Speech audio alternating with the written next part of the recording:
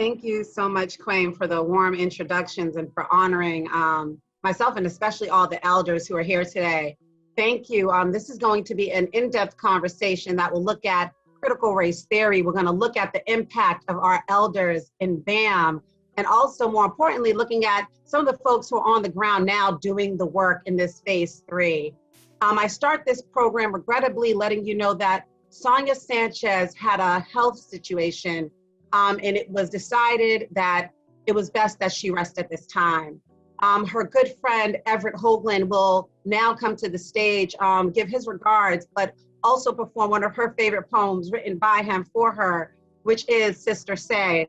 So Sonia, no, we're lifting you in spirit. The first couple of minutes of this particular event will be all about you, the work that you've done. I know you wanted to be here with your brothers. You tried everything, but know that resting is best right now. With that, I pass it to Everett Hoagland. Thank you. Sonia was heartbroken that she could not be with us, but I hope that this helps create her presence. In 1968, Askia Toure's good friend Larry Neal wrote the best essay at that time on the Black Arts Movement, which was co-founded by Sonia and Askia, among others. And that essay explained that the Black Arts Movement's art, including poetry, should speak directly to the needs and aspirations of Black America. And so our poetry often was, and many times still is, direct address, designed to be accessible to everyday, ordinary folk.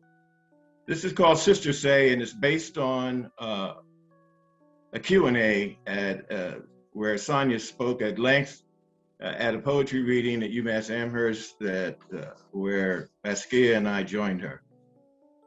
Sister Say, yo bro, the other day, I visited our local college campus up the way to hear what Sister Sonia Sanchez had to say.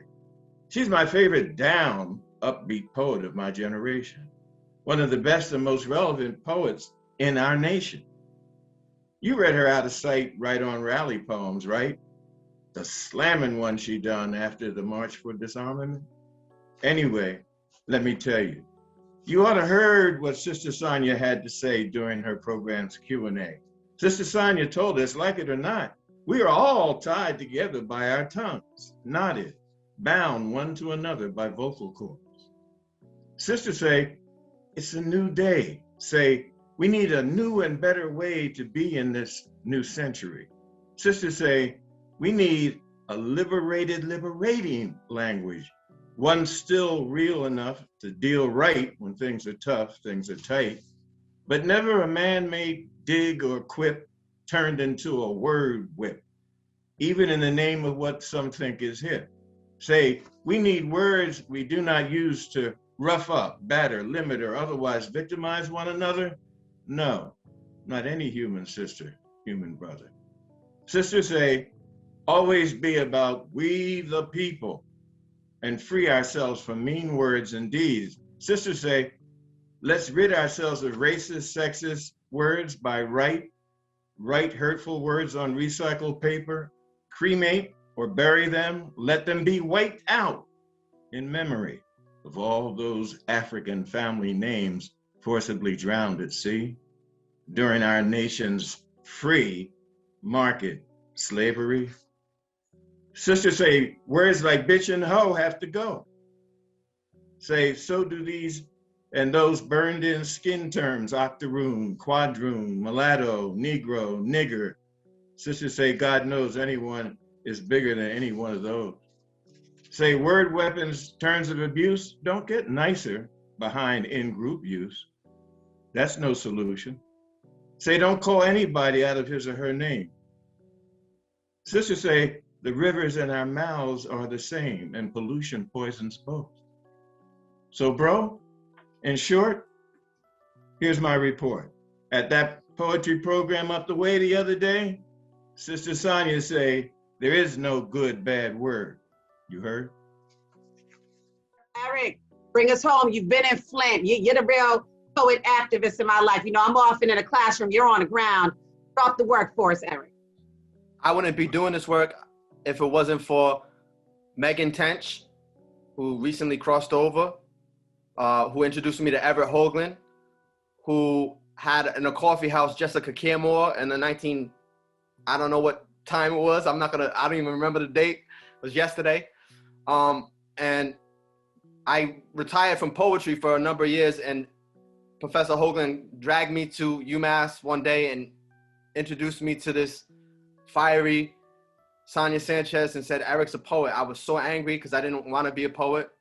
And she asked me, would you open up? And I met Ashley that day, and I met Sonia, and that brought me back into this. And I used this art to live the afterlife of words. Is something that Everett always passed on to me. And what I think about in this moment, more than the poem I would share, is that my daughter's mother once said that if the elders don't pass the torch, their hands are going to get burnt or the fire is going to go out. And what we see in this moment is that the folks that are in this room are people that are torch carriers and sharers, and they've brought light out in other folks. And they've created a generation of people that are living more than just poetry and the art. It's more than just the aesthetic of it. It's the verb of it. And I feel like that is important to say. And I just want to thank Ashley for the vision in this, and for the folks that come forth. I had a longer piece, but I'm going to just do a shorter piece that I haven't finished, and it's really, and it needs some work. So I apologize for that, but a lot of it is doing work and living.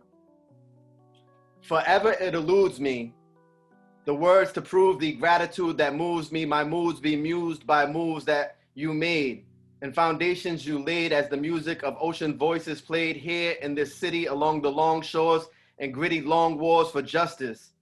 See, forever it seems I try to write words that deserve this wordsmith that lives the afterlife of words with intention. Forever it is worthy to mention you encourage us all to seek ascension to our highest ideal. Forever it feels like a lesson and blessing to learn from this sage, wise with the age, forever inspiring other poets to pen to page, encouraging them to break free the bird as the words bend the cage, and then engage souls to sing songs of rage and psalms of spiritual slave mourner and indigo blues as ink bleed to page of poetry. Forever grateful to you, Everett, for showing me the path of the griot. Like Morpheus to Neo, I offer this at the altar of ego, acknowledging you have raised kings and queens who know they are royal and regal, yet humble and honest enough to see all people as equal. Your greatest poems live in the homes of our heart. Poetry professor, you have made friendship, fatherhood, mentorship, and community a part of your art. Thank you, Everett. My God. To give him his flowers and his words while he's here. Beautiful. And again, Everett, thank you for opening all the doors. Askia, inviting us into the circle of life, the ethos circles.